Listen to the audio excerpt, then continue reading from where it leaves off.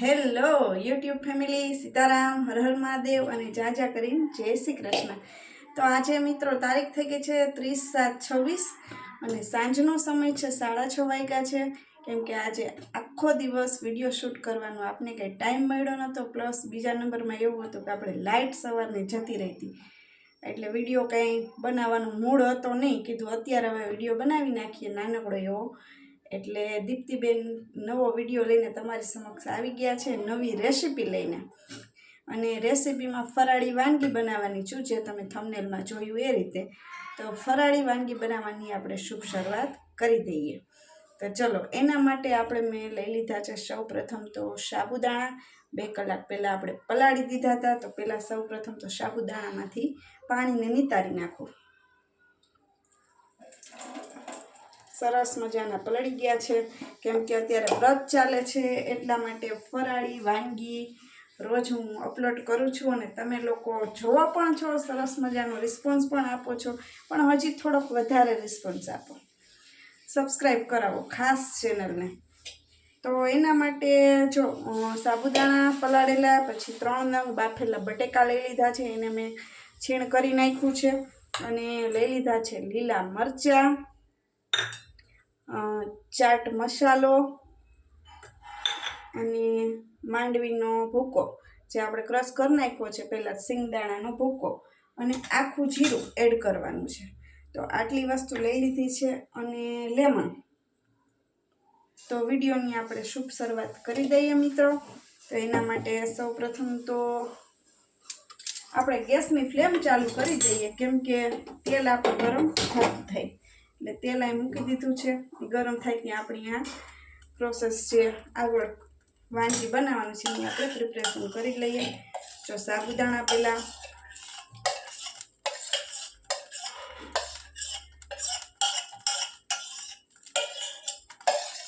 સાબુદાણા add કરી દેવાના, પછી એડ કરવાના છે બાફેલા બટેકા। હવે આપણે મસાલો ક્રશ કરવો એટલે નો મજા આવે ચમચીએથી, એટલે હવે હાથનો જ આપણે મિશ્રણ કરવામાં ઇઝી રહીએ। અને મરચાંનું કટિંગ કરેલું છે એ એડ કરી દેવાનું છે, આખું જીરું એડ કરી દેવાનું છે, આ છે ચાટ મસાલો, એ સ્વાદ અનુસાર જેટલો તમારે ખાવો હોય એટલો, અને થોડુંક એવું મીઠું એડ કરશું, ચાટ મસાલો નાખ્યો છે ને એટલા માટે।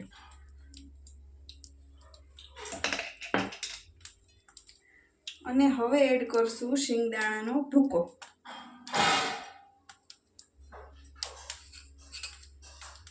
પછી ઉપરથી એડ કરશું લેમન।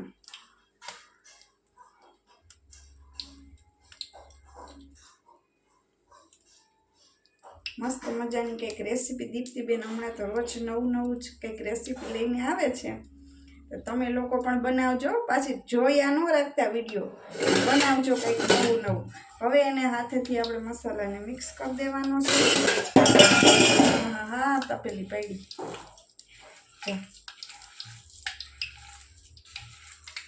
આ રીતના આપણે શું કહેવાય, ફરાળમાં લેવું છે એટલે આપણે હળદર એડ નહીં કરીએ, અને લાલ મરચું એડ કરતા હોય, જો તમારે નાખવું હોય તો નાખી શકો, અધરવાઇઝ સ્કીપ કરી શકો। હળદર એમાં એવું છે, ફરાળમાં અમુક લોકો હળદર ખાતા હોય ને અમુક ન ખાતા હોય, એટલા માટે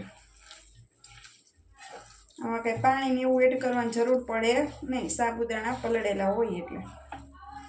તો જો આ રીતનો બનાવી નાખવાનો છે,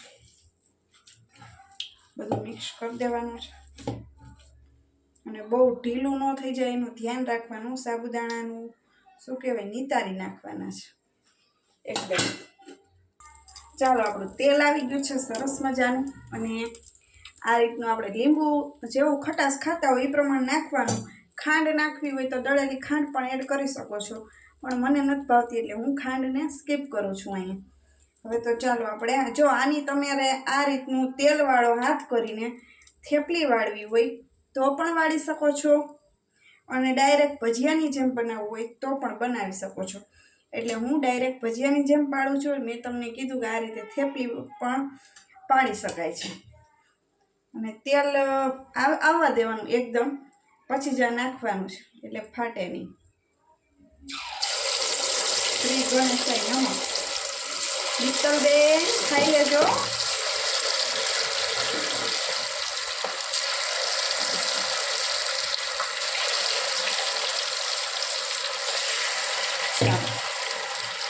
ફરાળી વાનગી દીપ્તિબેનના કિચનમાંથી.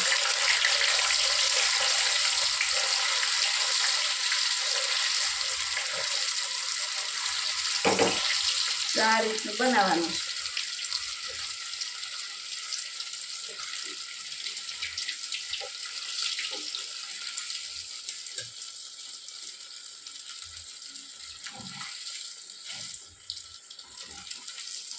મસ્ત મસ્ત ખાવા માંડ્યા છે આપણે એકદમ.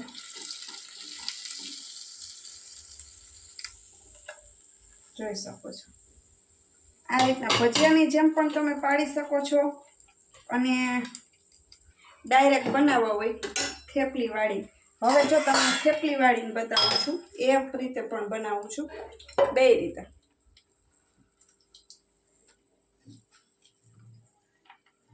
જો આ રીતના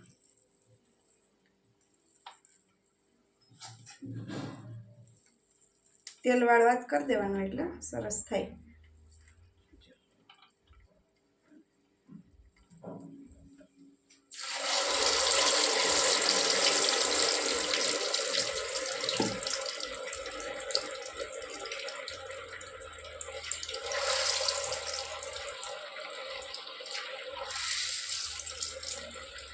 પાણી નહીં રાખવાનું, નહીં તો તમારે બનશે નહીં.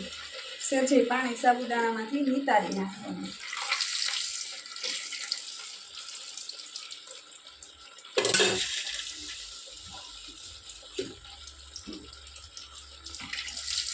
બની ગયા સરસ છે ને. બાકી આ આપણે વડા ટાઈપ કર્યું અને ઓલું ભજીયાની જેમ બનાવ્યું હતું. બે રીતથી તમને લોકોને બતાવ્યું. જે શેપ આપવો હોય એ શેપ તમે આપી શકો છો. તેલવાળો હાથ કરી દેવાનો પહેલાં, પછી આ રીતને થેપલી કરી નાખવાની સરસ મજાની, ગોળ ગોળ પેંડા જેવી.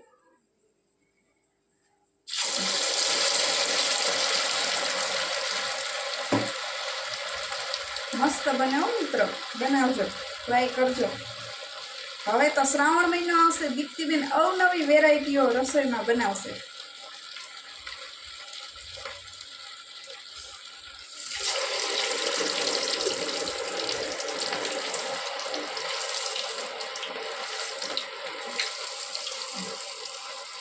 કટલેસ ટાઈપ બને છે ને જોરદાર. બાકી ઘટે તો જિંદગી ઘટે, બાકી દીપ્તિબેનનું ખાવાનું કાંઈ ન ઘટે. બરોબર ને મિત્તલબેન? એવું છે. બાકી વરસાદ ભાઈ તો સાવ ગયા હો. વરસાદ ક્યાંય દેખાતો જ નથી, હવે ગયો સાવ.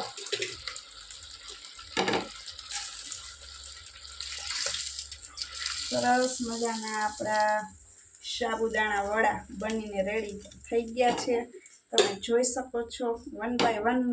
કેમ કે 1 બાય 1 હું બનાવું છું એનું કારણ છે કેમ કે આપણી કઢાઈ મેં નાની લીધી છે, અને પછી સામસામે શું કહેવાય વડા ઓલા થાય તો તૂટી જાય, અને પછી આપણો દીપ્તિબેનનો મૂળે ખરાબ થઈ જાય તૂટી જાય.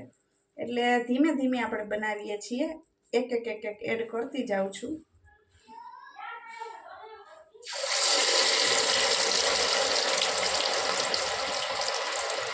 તેલ આવવા દેવાનું, તેલમાં ઉતાવળ નહીં કરવાની, એકદમ તેલ આવી જાય ને પછી જ એડ કરવાનું.